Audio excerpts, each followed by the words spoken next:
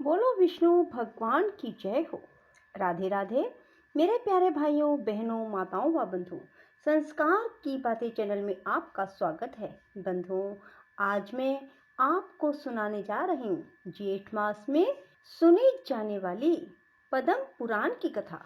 बंधुओं, जिसे सुनने मात्र से भगवान विष्णु आपकी हर मनोकामना शीघ्र पूरी करेंगे। बंधुओं, यदि आपने हमारे YouTube चैनल को अब तक सब्सक्राइब नहीं किया तो जरूर करें और बेल आइकन दबाना ना भूलें, ताकि आपको हमारी आने वाली सभी वीडियोस की जानकारी सबसे पहले हो सके। बंधुओं, पद्म पुराण की इस कथा को जब भी सुने पूरी सुनने के बाद कमेंट बॉक्स में जय विष्णु भगवान जरूर लिखें।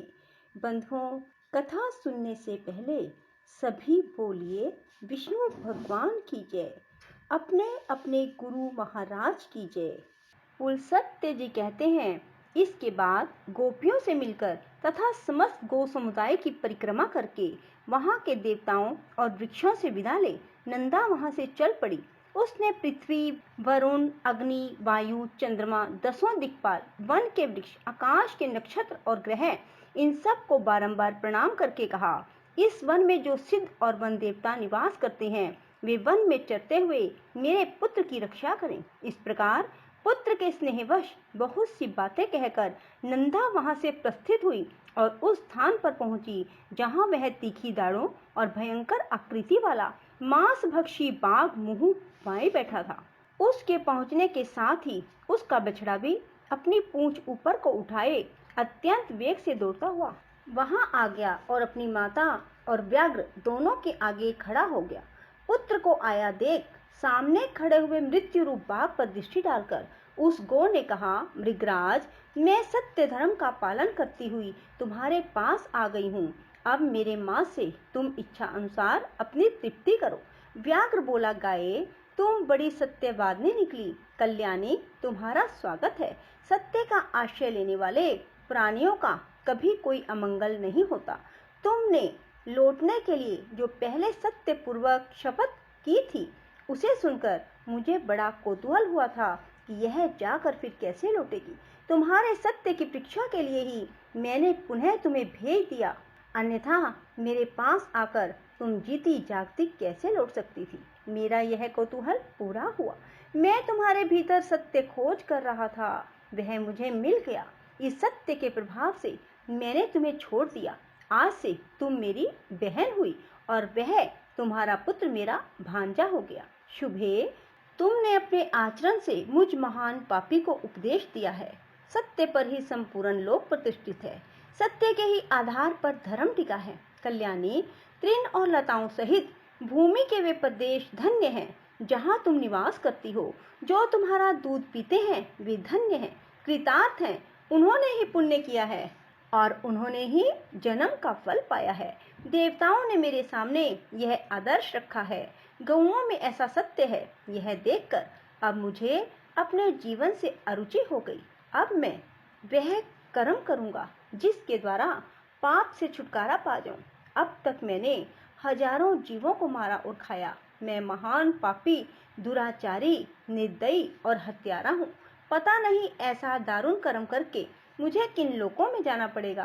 बहन, इस समय मुझे अपने पापों से शुद्ध होने के लिए जैसी तपस्या करनी चाहिए उसे संक्षेप में बताओ, क्योंकि अब विस्तार पूर्वक सुनने का समय नहीं है।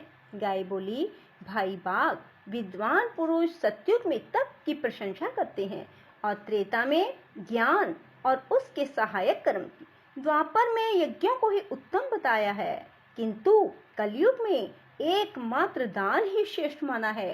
संपूर्ण दानों में एक ही दान सर्वोत्तम है, वह है संपूर्ण भूतों को अभय दान। इससे बढ़कर दूसरा कोई दान नहीं। जो समस्त चराचर प्राणियों को अभय दान देता है वह सब प्रकार के भय से मुक्त होकर पर ब्रह्म को प्राप्त होता है। अहिंसा के समान ना कोई दान है, ना कोई तपस्या।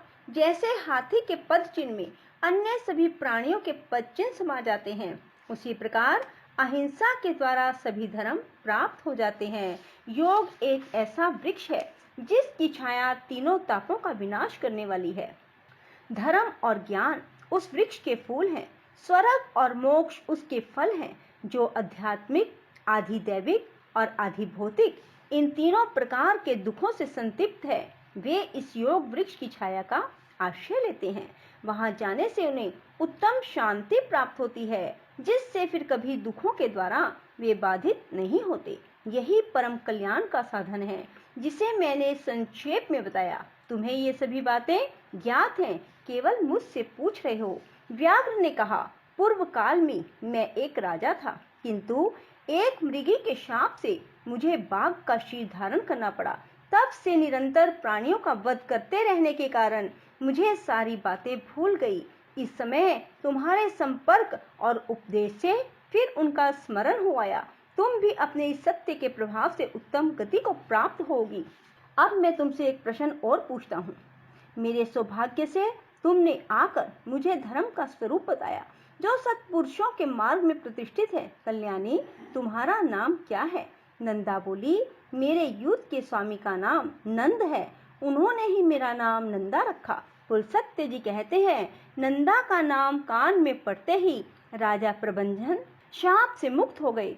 उन्होंने पुनः बल और रूप से संपन्न राजा का शरीर प्राप्त कर लिया। इसी समय सत्य भाषण करने वाली यशस्विनी नंदा का दर्शन करने के लिए साक्षात धर्म वहां आए और इस प्रकार बोले, नंदे, मैं धर्म हूँ, तुम्हारी सत्यवाणी से आकृष्ट होकर यहाँ आया हूँ। तुम मुझसे कोई श्रेष्ठ वर मांग लो। धर्म के ऐसा कहने पर नंदा ने यह वर मांगा, धर्मराज, आपकी कृपा से मैं पुत्र सहित उत्तम पद को प्राप्त हूँ और यह स्थान मुनियों को धर्म प्रदान करने वाला शुभ तीर्थ बन जाए। देवेश्वर, यह सरस्वती नदी आज से मेरे ही नाम से प्रसिद्ध हो, इसका नाम नंदा पड़ जाए। आपने वर देने को कहा, इसलिए मैंने यही वर मांगा। देवी नंदा तत्काल ही सत्यवादियों के उत्तम लोक में चली गई। राजा प्रभंजन ने भी अपने पूर्व उपार्जित राज्य को पा लिया। नंदा सरस्वती के तट से स्वर्ग को गई थी, इसलिए विद्वानों ने वहां सरस्वती का नाम नंदा रख दिया। जो मनुष्य वहां आते समय सरस्वती के नाम का उच्चारण मात्र कर लेता है, वह जीवन भर सुख पाता है और मृत्यु के पश्चात देवता होता है। स्नान और जलपान करने से सरस्वती नदी मनुष्यों के लिए स्वर्ग की सीढ़ी बन जाती है। अष्टमी के दिन जो लोग एकाग्रचित होकर सरस्वती में स्नान करते हैं, वे मृत्यु के बाद स्वर्ग में पहुंचकर सुख भोगते हुए आनंदित होते हैं। सरस्वती नदी सदा ही स्त्रियों को सौभाग्य प्रदान करने वाली है। तृतीया को यदि उसका सेवन कर लिया जाए तो वह विशेष सौभाग्यदायिनी होती है। उस दिन उसके दर्शन से भी मनुष्य को पाप राशि से छुटकारा मिल जाता है। जो पुरुष उसके जल का स्पर्श करते हैं, उन्हें भी मुनीश्वर समझना चाहिए। वहां चांदी दान करने से मनुष्य रूपवान होता है। ब्रह्मा की पुत्री यह सरस्वती नदी परम पावन और पुण्य सलीला है। यही नंदा नाम से प्रसिद्ध है। फिर जब यह स्वच्छ जल से युक्त हो दक्षिण दिशा की ओर प्रवाहित होती है, तब विशाला नाम धारण करती है। वहां से कुछ ही दूर आगे जाकर यह पुनः पश्चिम दिशा की ओर मुड़ गई। वहां से सरस्वती की धारा प्रकट देखी जाती है। उसके तटों पर अत्यंत मनोहर तीर्थ और देव मंदिर है, जो मुनियों और सिद्ध पुरुषों द्वारा भली भांति सेवित है। नंदा तीर्थ में स्नान करके यदि मनुष्य स्वर्ण और पृथ्वी आदि का दान करे, तो वह महान अभ्युदयकारी तथा अक्षय फल प्रदान करने वाला होता है। बोलो विष्णु भगवान की जय। राधे राधे।